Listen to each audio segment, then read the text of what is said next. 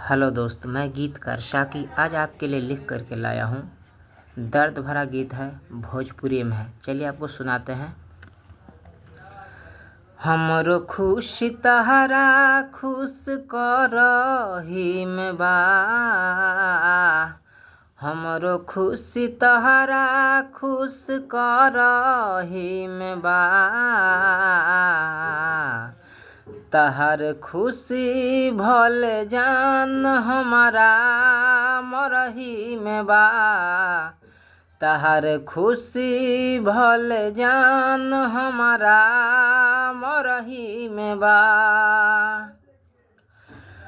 तहार घर या जोत हमरा जरही में बा, तहार घर या जोर हमरा जरही में बा, तहार खुशी हमर जान हमारा मरही में बा, तहर खुशी हमर जान हमारा मरही में बा।